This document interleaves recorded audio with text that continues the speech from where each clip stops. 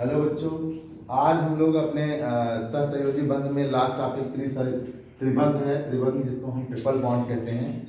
जब दो परमाणुओं के बीच में तीन तीन इलेक्ट्रॉनों का साझा हो तो वहां पे त्रिबंध का निर्माण होता है। जब दो परमाणुओं में तीन तीन इलेक्ट्रॉनों का साझा हो तो वहां पर त्रिबंध बनता है। ये परमाणु समान भी हो सकते हैं और ये परमाणु भिन्न भी हो सकते हैं।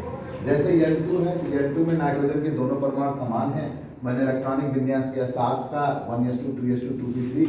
ये 2s में दो इलेक्ट्रॉन है और 2p3 में 3 इलेक्ट्रॉन है। तीनों अयुग्मित इलेक्ट्रॉन है। हिलाना मत और उधर ही रहना। अब तुम बैठ न जाओ, बदतमीजी शुरू कर दिए छोड़ करके। तुम नहीं चाह रहे थे मोबाइल पे बोले, वो कैमरे पे बोले।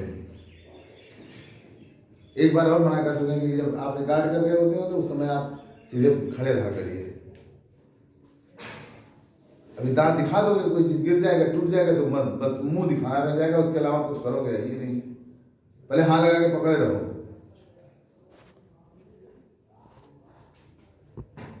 तो नाइट्रोजन का के पास जब पी में 3 इलेक्ट्रॉन है और दो जोड़े के हैं तो जोड़े वाला एक नाइट्रोजन का मैंने इधर बनाया और 3 जो अयुग्मित इलेक्ट्रॉन है इधर बना। इसी तरह से दूसरे नाइट्रोजन परमाणु में भी होगा, 3 अयुग्मित होंगे और ये दो जोड़े का, ये जोड़े वाला हो जाएगा। इस तरह से नाइट्रोजन नाइट्रोजन के बीच में ट्रिपल बॉन्ड बनेगा, N2 बनेगा। C2H2 C2H2 और ये अदृश्य रूप में रहेंगे दोनों इलेक्ट्रॉन, ठीक है, नाइट्रोजन के पास नाइट्रोजन के पास। फिर C2H2 कार्बन 2 है, हाइड्रोजन 2 है। कार्बन के विन्यास करेंगे 1s2 2s2 2p2 आता है। तो इसमें देखिए 2s में 2 इलेक्ट्रॉन हो गए, 2p में 1 और 1 ये हो गया। तो ऐसे में हम क्या करते हैं, कार्बन को एक्साइट करते हैं। कार्बन को क्या करते हैं, एक्साइट करते हैं। जैसे ही हम कार्बन को एक्साइट करेंगे 1s2 2s1 2p3 बन जाएगा। 2s का एक इलेक्ट्रॉन जंप करके कूद करके कहां चला जाएगा, 2p के रिक्त कक्षक में चला जाएगा। इस तरह से 4 अयुग्मित इलेक्ट्रॉन बन जाएंगे और हाइड्रोजन के पास एक होता है, एक हाइड्रोजन के पास एक होता है। इस तरह से 2 हाइड्रोजन है तो कितने होंगे, 2 इलेक्ट्रॉन, 2 होंगे ना। तो कार्बन ने क्या किया, अगले कार्बन से 3 इलेक्ट्रॉन का साझा कर लिया। अब ये साझे का 6वां इलेक्ट्रॉन इस कार्बन के लिए भी काम करेगा और इस कार्बन के लिए भी काम करेगा, दोनों पे कार्य करेगा। इस तरह से क्या हो गया, टोटल इसके यहाँ एक कार्बन पे 6 और इस कार्बन पे 6 माना जाएगा।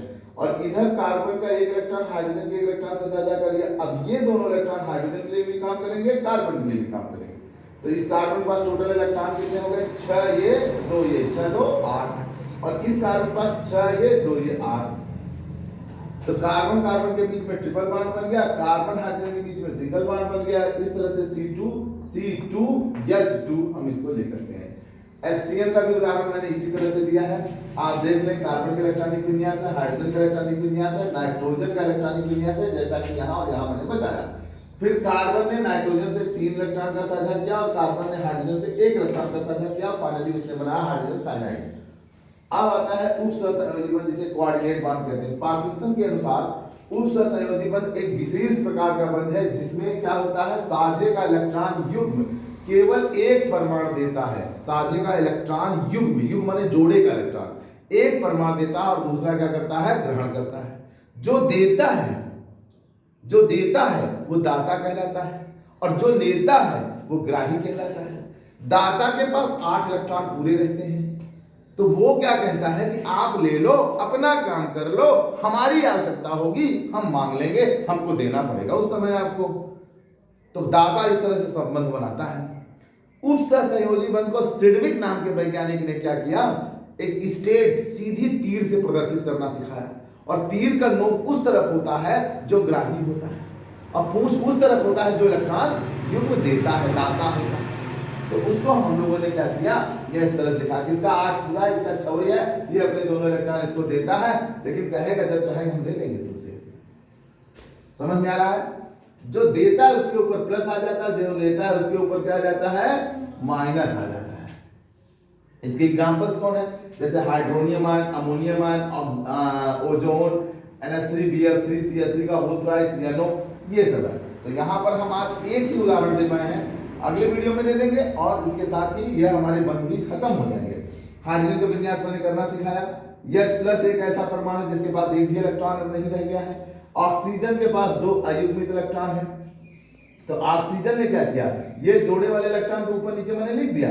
अब एक अयुग्मित एक हाइड्रोजन से बॉन्ड बनाएगा, एक अयुग्मित एक हाइड्रोजन से बॉन्ड बनाएगा। इस तरह से फाइनली यहाँ पर सिंगल सिंगल बॉन्ड 2 बन जाएंगे और ये दोनों इलेक्ट्रॉन हाइड्रोजन के लिए भी काम करेगा, ये दोनों इलेक्ट्रॉन ऑक्सीजन के लिए भी काम करेगा, ये दोनों इलेक्ट्रॉन हाइड्रोजन के लिए भी काम करेगा, ये दोनों इलेक्ट्रॉन ऑक्सीजन के लिए भी काम करेगा। समझ में आ रहा है? जैसे आप अपनी बहन की शादी कर देते हैं किसी घर में तो बेस थोड़े देते हैं, उनके यहाँ रहती है, लेकिन उनके यहाँ शादी ब्याह रहेगा तो उनके यहाँ करते हैं। और मान लीजिए आपके यहाँ शादी ब्याह पड़ गया तो आप विवाह नहीं आते हैं, 4 दिन 10 दिन रहती ही नहीं, महीने रहती ही नहीं, करती ही नहीं हेल्प करती है।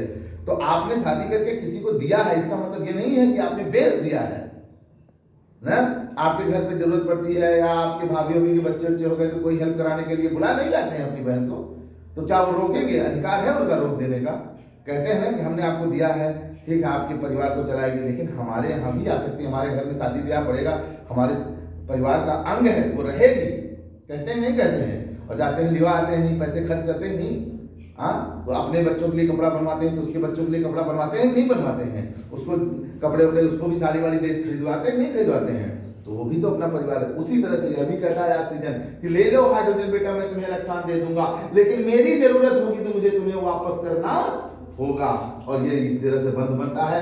तीर का नोक उधर होता है जो एक्सेप्ट कर रहा है, तीर का पूंछ उधर होता है जो देता है, और इस तरह से फाइनली ये क्या बन जाता है, हाइड्रोनियम आयन। अगले और उदाहरण है हम नेक्स्ट टाइम पढ़ाएंगे। आज के वीडियो में यहीं तक। धन्यवाद बच्चों।